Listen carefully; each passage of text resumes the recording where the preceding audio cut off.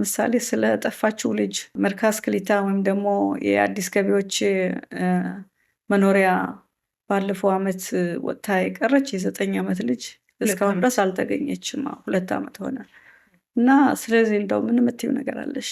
ከ2 ዓመት በፊት ህፃኗን ልጄን አቅፌ ትዝ ይለኛል። እሑድ ቀን ነው በ7 ሰዓት ልጅ ጠፋች ብለው ልክ በቃ በ2 ቁጥር ያው 12 ቁጥር በእንትን ሲል በጣም ጣቢያ እንትን እንደሆነ ገባኝ። በጣም ቀጥታ ወደዚያ አያስተላልፉም ብዙ ጊዜ 24 ሰዓት ጠብቀው ምናምን ነገር ነው። እና ከዚህ ላይ የሚገርመው አስቱዬ ህፃን ልጅ ነች፣ 10 ዓመት ያልሞላት የ8 ዓመት ከምናምን ነው የነበረች። የዛኔ 9 ይላሉ እንጂ 8 ዓመት ከምናምን ነው የነበረች።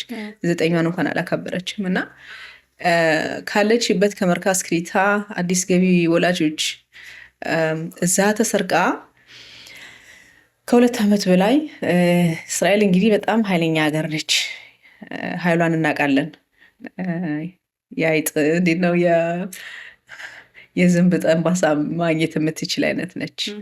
የዝንብ ጠንጋራ ሆኖም ግን በእሷ ላይ ስናየው ልክ በቃ ምንም እንደሌለ እና እንደዚህ አይነት ነገሮችም እየሆኑ ዝም ማለት አልችልም። የምችለውን ማለት ነው ብዙ እንኳን ማድረግ ባልችል እውላለሁኝ። በዛ በረሻት ወጣ ህብራት ህይወት ስሙ አስተዋሳችሁ አቶ የሱማ ማን ነው? ሃይማኖትን እንዳትረሱ።